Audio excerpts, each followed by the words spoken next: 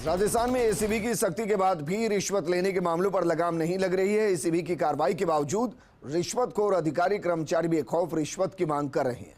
सवाई माधोपुर में एसीबी की टीम ने रणथंभौर में वनाधिकारी राज बहादुर मीणा और उनके चालक रामजी लाल को 5,000 रुपए की रिश्वत लेते रंगे हाथों गिरफ्तार किया और दोनों आरोपियों के पास से रिश्वत की राशि बरामद की। आरोपियों ने डंपर चालक से 50,000 रुपए पहले भी लिए थे और फिर से 5,000 रुपए की मांग की।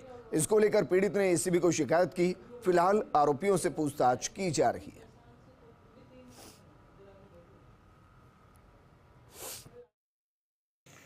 आरिफ नाम का एक परिवादी था जिसने ब्यूरो हेडक्वार्टर पे आके शिकायत दी थी कि मेरा डंपर है, उसको पकड़ा और बंद करने की धमकी देके 50,000 रुपये मेरे से ले लिए और अब 5,000 रुपये प्रति डंपर के वैध रवाना की परिवहन वाली बजरी परिवहन करने के एवज में पैसे मांग रहे हैं। इस पे मांग का सत्यापन कराया गया तो सत्यापन में मांग की पुष्टि हुई। उसके पश्चात ट्रैप कार्रवाई को अंजाम दिया गया। ये Raj Bahadur ranger grade first है, क्षेत्रीय वन अधिकारी है फलोदी रेंज का, बाघ परियोजना का। ये 5,000 रुपये अपने चालक रामजी लाल के मार्फत, जो होमगार्ड का है, इसके ड्राइविंग का काम करता है, उसके मार्फत 5,000 रुपये ले रहा था। बांसवाड़ा के हुसैनी चौक कल्याणी धाम में शव मिलने के मामले में पुलिस को सफलता हाथ लगी है, जिसमें पुलिस ने मृतक की जानकारों से पूछताछ कर जांच की।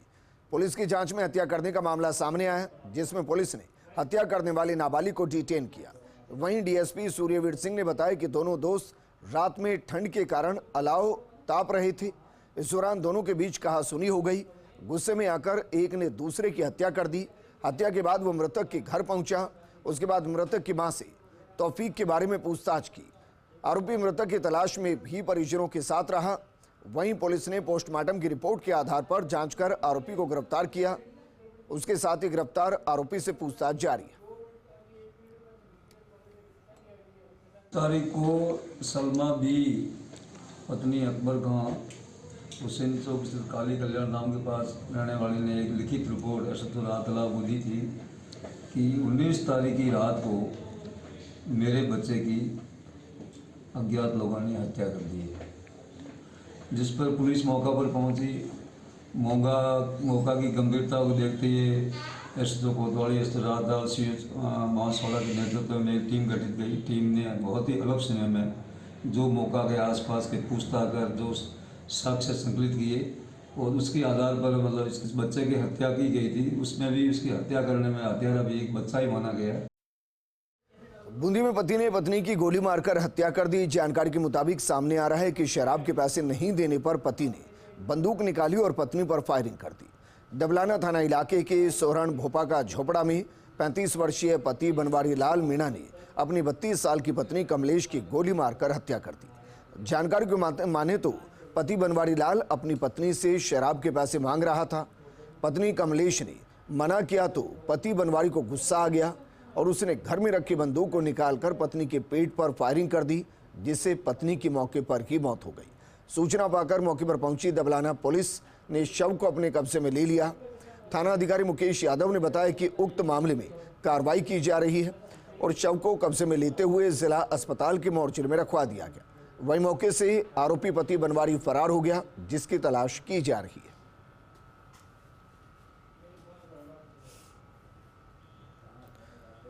बांसवाड़ा के घाटोल में आवारा कुत्ते के काटने से 8 लोग घायल हो गए। एक साथ 8 लोगों के कुत्ते के काटने से कस्बे में दहशत फैल गई।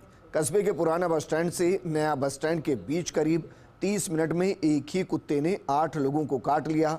डॉग बाइट का शिकार हुए लोगों को लहूलुहान हालत में घाटोल सीएचसी लाया गया, जहां प्राथमिक उपचार के बाद सभी घायलों को बांसवाड़ा रेफर कर दिया गया। ये घाटोल के लकरिया गांव से 7 से 8 जने हैं जिनको डॉग बाइट केस है। इनको अभी यहाँ पे ट्रीट किया है, एएससी लगाया है। जिनको भर्ती लाएगा उनको ऊपर एडमिट कर रहे हैं और जो प्राइमरी बेस ट्रीटमेंट में करके उनको वापस जहाँ है घाटोल के वहाँ वापस भेज रहे हैं, क्योंकि इनका रेगुलर इंजेक्शन लगेंगे तो डॉग बाइट के इंजेक्शन होते हुए। जयपुर में राजस्थान हाईकोर्ट ने गृह सचिव, पुलिस महानिदेशक भर्ती, कार्मिक सचिव, एसपी कोटा ग्रामीण, एसपी सिरोही और कर्मचारी चयन बोर्ड के सचिव सहित अन्य से जवाब तलब किया। हाईकोर्ट ने नोटिस जारी कर कहा कि समान पात्रता परीक्षा 2022 में मेरिट रखने वाले अभ्यर्थियों में से कांस्टेबल भर्ती के लिए तय अनुपात में अभ्यर्थियों का चयन क्यों नहीं किया गया। साथ ही अदालत ने याचिकाकर्ताओं को 27 दिसंबर से 30 दिसंबर को हो रही दक्षता परीक्षा में शामिल करने के आदेश दिए हैं। ये आदेश जस्टिस अनुप कुमार ढंड की एकल पीठ ने सौरभ और अन्य की याचिका पर दिए हैं। याचिकाकर्ताओं के अधिवक्ता राम प्रताप सैनी ने अदालत को बताया कि राज्य सरकार ने 10 अक्टूबर 2022 को सीनियर सेकेंडरी स्तर की भर्तियों के लिए समान पात्रता परीक्षा का विज्ञापन जारी किया था। राज्य सरकार की तरफ से 3 अगस्त 2023 को कांस्टेबल के 3578 पदों के लिए भर्ती निकाली गई। नियमानुसार इन विज्ञापित पदों के 15 गुना अभ्यर्थियों को समान पात्रता परीक्षा में मेरिट रखने वाले अभ्यर्थियों में से बुलाना था। इसके बावजूद भी राज्य सरकार ने कई जिलों में तय अनुपात से कम अभ्यर्थियों को दक्षता परीक्षा के लिए बुलाया। राजस्थान हाईकोर्ट में आज कांस्टेबल भर्ती में अनियमितता को लेकर याचिका की सुनवाई हुई, जिसमें राजस्थान हाईकोर्ट की एकल पीठ ने यह आदेश दिया है कि याचिकाकर्ताओं को शारीरिक दक्षता परीक्षा के अंदर शामिल किया जाए। यह आदेश न्यायाधीश अनुप कुमार ढंड की एकल पीठ ने सौरभ कुमार व अन्य की याचिका पे दिए। याचिकाकर्ताओं का कथन था कि उन्होंने समान पात्रता परीक्षा के अंदर परीक्षा दी थी, जिससे वो 15 गुना के अंदर आते हैं, परंतु पुलिस विभाग ने अलग अलग जिलों के अंदर 15 गुना बुलाने चाहिए थे, वर्गवार श्रेणीवार उनको बुलाया नहीं गया। इसके ऊपर याचिका दाखिल करी और याचिका उनके अंदर बहस की गई कि इन्हें वर्गवार बुलाना चाहिए था, जो नहीं बुलाया, 15 गुना भी नहीं बुलाया। हाई कोर्ट ने पुलिस अधीक्षक कोटा, गृह सचिव व अन्य लोगों को नोटिस जारी करके जवाब मांगा है। साथ ही आदेश दिया कि याचिकाकर्ताओं को इस भर्ती की चयन प्रक्रिया में शामिल किया जाए। मोहनलाल सुगाड़िया विश्वविद्यालय का 31वां दीक्षांत समारोह विवेकानंद ऑडिटोरियम में आयोजित हुआ। समारोह में राज्यपाल और कुलाधिपति कलराज मिश्र शामिल हुए। राज्यपाल और कुलाधिपति मिश्र ने 115 स्टूडेंट्स को स्वर्ण पदक और 186 को पीएचडी की डिग्रियां प्रदान की। 115 में से 82 गोल्ड मेडल बेटियों के नाम रहे। वहीं दीक्षांत उद्बोधन गुजरात केंद्रीय विश्वविद्यालय गांधीनगर के कुलपति प्रोफेसर रमाशंकर दुबे ने दिया। वहीं कलराज मिश्र ने कहा कि हमारा देश युवाओं का देश है और युवा ऊर्जा के बल पर ही हम एक विकसित भारत की सकारात्मक कल्पना करते हैं। उन्होंने विकसित भारत 2047 की संकल्पना व्यक्त करते हुए कहा कि विश्वविद्यालय इसकी संवाहक बने। राजस्व विभाग से जुड़ी बड़ी खबर का रुख करते हैं। 24 तहसीलदार और 23 नायब तहसीलदार के तबादले किए गए हैं। निर्वाचन आयोग के निर्देशन में रिक्त पदों पर तबादले किए गए। फोटोयुक्त मत सूचियों के पुनरीक्षण कार्यक्रम के लिए किए गए तबादले। तहसीलदार, नायब तहसीलदार सहायक निर्वाचन रजिस्ट्रीकरण के तौर पर संभालेंगे जिम्मेदारी। राजस्व मंडल अजमेर ने आदेश जारी कर दिए हैं। बांसवाड़ा रतलाम मुख्य मार्ग पर अज्ञात वाहन की टक्कर से किसान की मौके पर ही मौत हो गई। इस दौरान गुस्साए लोगों ने रतलाम बांसवाड़ा नेशनल हाईवे को जाम कर दिया। परिजनों से मिली जानकारी के मुताबिक दलजी खेतों से अपने घर जा रहे थे। इस दौरान एक अज्ञात वाहन ने उनको टक्कर मार दी और इससे उनकी मौके पर ही मौत हो गई। इसके बाद गुस्साए परिजन शव को लेकर सड़क पर बैठ गए और रतलाम बांसवाड़ा हाईवे पर जाम लगा दिया। इस दौरान दानपुर थाना और अंबापुरा थाना पुलिस को परिजनों ने कहा कि जब तक अज्ञात अज्ञात व्यक्ति जिसने वाहन से टक्कर मारी उसको गिरफ्त में नहीं लेंगे, तब तक शव को सड़क से नहीं हटाएंगे।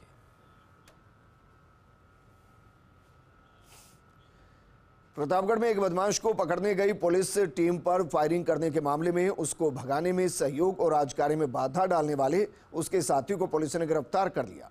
बदमाश को पकड़ने गई पुलिस टीम के साथ उसने हाथापाई भी की। एसपी अमित कुमार ने बताया कि डीएसटी प्रभारी रविंद्र पाटीदार को मुखबिर के जरिए सूचना मिली थी कि आर्म्स एक्ट और फायरिंग के मामले में फरार चल रहे देवल्दी निवासी भैयू उर्फ नूर अफजल अपने गांव आया हुआ है। इस पर पुलिस टीम मौके पर पहुंची और वहां पर शाहरुख खान ने पुलिस कर्मियों के साथ हाथापाई की और उन्हें भैयू के घर से जाने से रोक दिया। बाद में शाहरुख खान बदमाश भैयू लाला को बाइक पर बिठाकर ले जाने लगा। पुलिस टीम द्वारा पीछा करने के दौरान भैयू ने पुलिस पर फायरिंग कर दी और दोनों भाग गए। इस मामले में अरनौद थाने में प्रकरण दर्ज करवाया गया और दोनों बदमाशों की तलाश शुरू की गई। पुलिस ने शाहरुख खान को गिरफ्तार कर लिया, जिससे पूछताछ जारी है। बूंदी में देही थाना इलाके में 14 वर्षीय नाबालिग को अपहरण कर ले जाने और पीड़िता को आत्महत्या के लिए उकसाने का मामला सामने आया। देही थाना पुलिस ने परिजनों द्वारा मामला दर्ज करवाया। पुलिस ने पूरे मामले में गहनता से जांच शुरू की और पुलिस टीम का गठन किया। जानकारी के मुताबिक पीड़िता के पिता ने थाने में इस संबंध में मामला दर्ज करवाया है। पीड़िता के पिता ने बताया कि मेरी 14 वर्षीय पुत्री को 24 वर्षीय युवक बहला फुसला कर ले गया। वहीं पिता ने पुलिस में मामला दर्ज करवाते हुए कहा कि आरोपी ने उनकी पुत्री के साथ दुष्कर्म भी किया और वहीं जहर खिलाकर उसकी हत्या कर दी। इस पूरे मामले पर पुलिस ने विभिन्न धाराओं में मुकदमा दर्ज करते हुए कार्रवाई की। बताया जा रहा है कि घटना के दिन से ही युवक मौके से फरार है। वहीं देही थाना पुलिस ने मुखबिर की सूचना पर युवक को गिरफ्तार कर लिया है।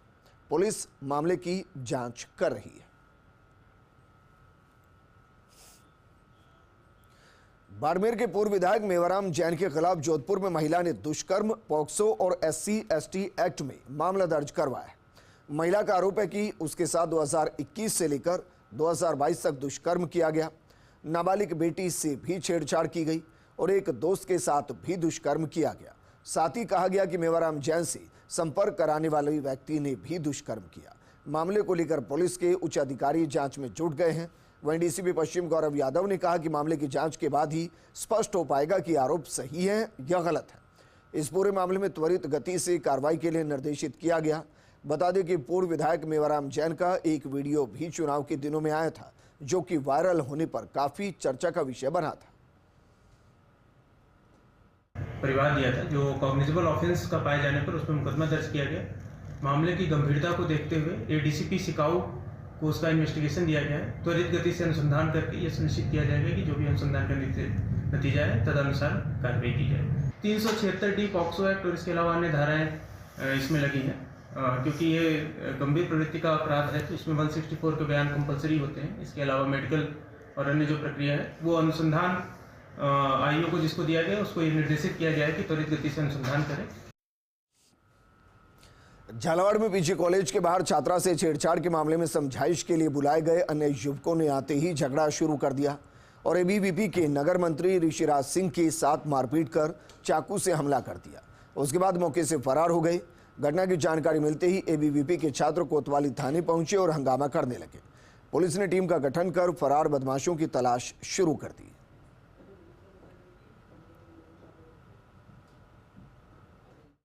कुछ लड़के थे कॉलेज के ही, उनसे समझाइश के लिए बुलाया था।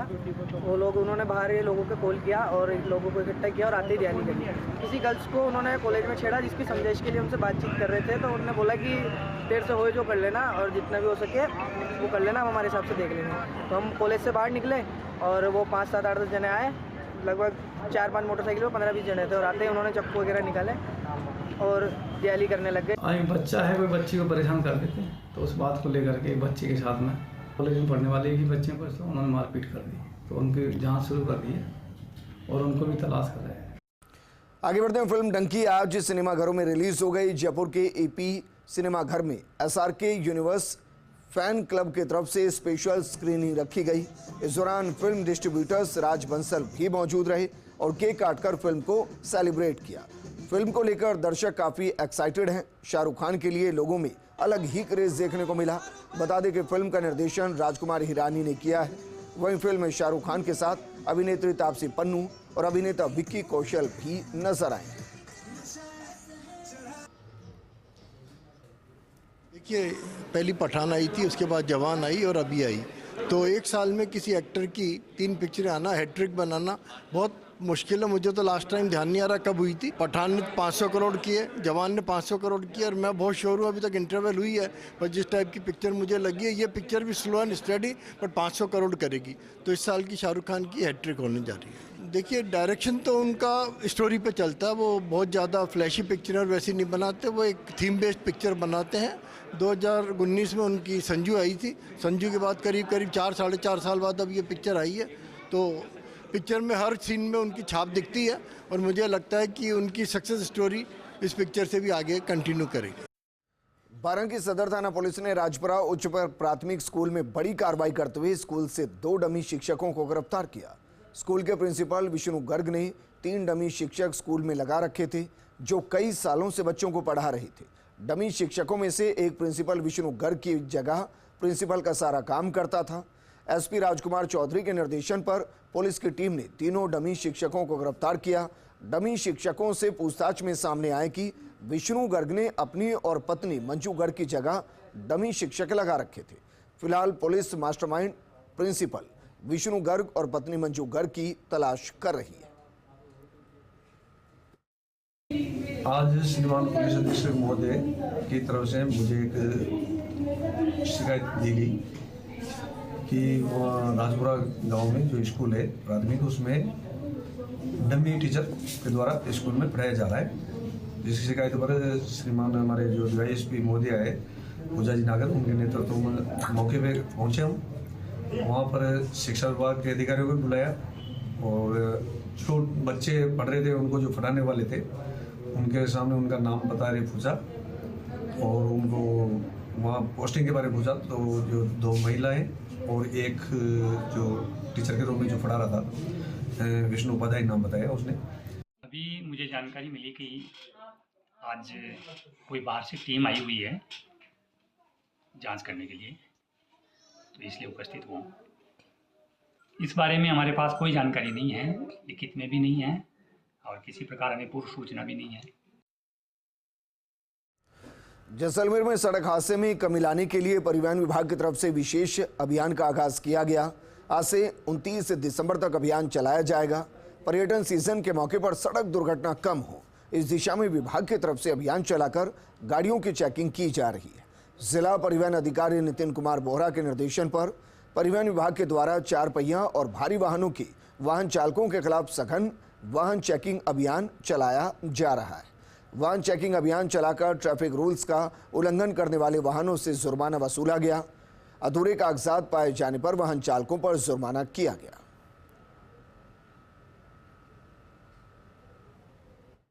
विशेष अभियान 21 से 29 तारीख तक चलाया जा रहा है, जिसके तहत सड़क दुर्घटना में कमी लाने के लिए जो भार वाहन और यात्री वाहन है उनके खिलाफ अभियान चलाया जाएगा।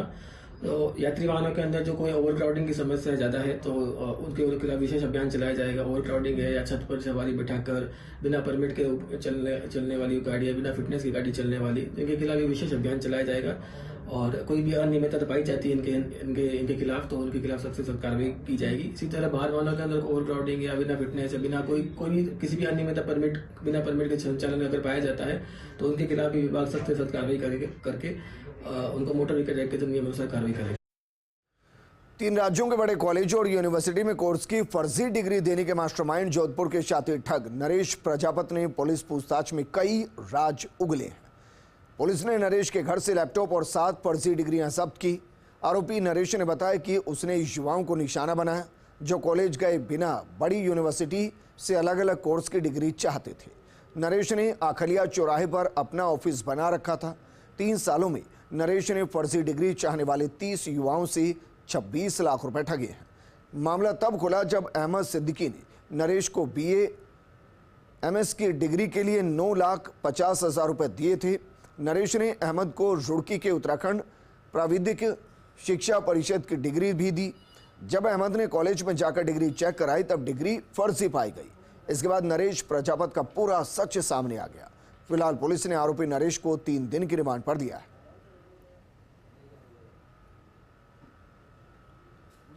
बख्ताशनी थाना क्षेत्र में एक प्राइवेट स्कूल है, उसके संचालक ने मुकदमा दर्ज करवाया कि उसके यहाँ पर एक व्यक्ति दिनेश प्रजापत करके आता था और उसने कोर्स करवाने के लिए कहा कि भी मैं कोर्स करवा करके आपको डिग्रियाँ दे दूंगा। उसके झांसे में आकर के करीब काफ़ी स्टूडेंट्स ने उस कोर्स में अप्लाई किया और करीब 26 लाख रुपए उसने ऐंठ लिए और फिर फर्जी डिग्रियां बना करके उसने उनको दे दी। जब उन विश्वविद्यालयों से उसके बारे में तस्दीक की गई तो पता लगा कि वो सारी डिग्रियां फर्जी थी। जो